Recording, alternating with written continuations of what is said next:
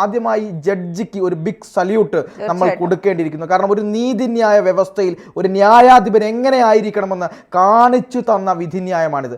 ഈ വിധിന്യായം വായിക്കുന്നതിന് മുമ്പ് ജഡ്ജി പറഞ്ഞൊരു കാര്യമുണ്ട്.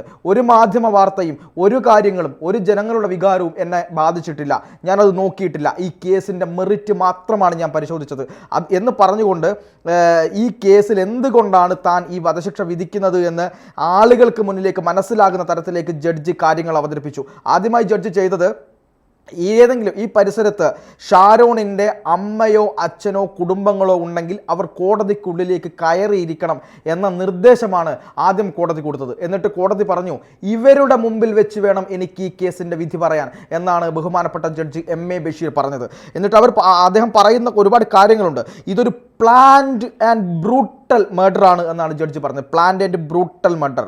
അതുകൊണ്ട് തന്നെ പ്രായത്തിൻ്റെ ഇളവ് പറഞ്ഞു വരേണ്ടതില്ല എന്ന് പ്രതിഭാഗത്തോട് പറയുന്നു. പ്രായത്തിൽ ഒരു തരത്തിലും ഇളവ് കൊടുക്കാൻ കഴിയില്ല. ഷാരോണിൻ്റെ പ്രായവും ഗ്രീഷ്മയുടെ പ്രായവും രണ്ടും രണ്ടല്ല എന്നും കൂടെ കോടതി പറഞ്ഞിട്ടുണ്ട്.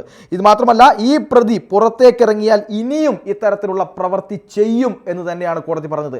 ഇങ്ങനെ ചെയ്യില്ല എന്ന് പറയാൻ യാതൊരുവിധ അടിസ്ഥാന കാരണവുമില്ല എന്ന് ബഹുമാനപ്പെട്ട കോടതി കണ്ടെത്തിയിട്ടുണ്ട്. അതുപോലെ തന്നെ ഗ്രീഷ്മയുടെ ചില വാദങ്ങളുണ്ടായിരുന്നു.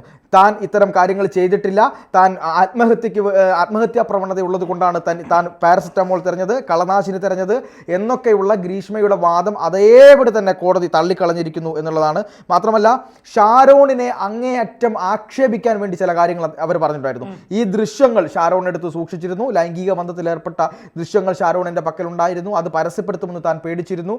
അതുപോലെ തന്നെ അന്ന് ഷാരോൺ തന്നെ മർദ്ദിച്ചിരുന്നു എന്ന കാര്യങ്ങളൊക്കെ കോടതിയിൽ ഇവർ ഉയർത്തിയിരുന്നു. ഇതെല്ലാം കോടതി തള്ളിക്കളഞ്ഞു. കാരണം ആ ഒരു രീതിയിലും അന്ന് അവിടെ അത്തരത്തിലൊരു സംഭവമോ സംഭവിച്ചിട്ടില്ല.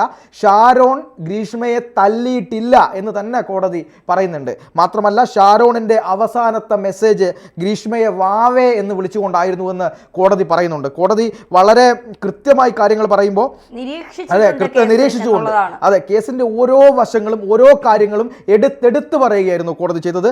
അതിൽ കോടതി പറഞ്ഞത് കൃത്യമായിട്ട് വാവേ എന്ന് വിളിക്കുകയാണ് പിന്നെ ഈ പറയുന്ന ഷാരോൺ ചെയ്തിട്ടുള്ളത്. ഒരു പ്രാവശ്യം പോലും ഗ്രീഷ്മയുടെ പേരെടുത്ത് പ്രതി ഒരു മെസ്സേജിൽ പോലും വിളിച്ചിട്ടില്ല എന്നുള്ള കാര്യം കൃത്യമായിട്ട് ഇവിടെ കോടതി പറയുന്നുണ്ട്.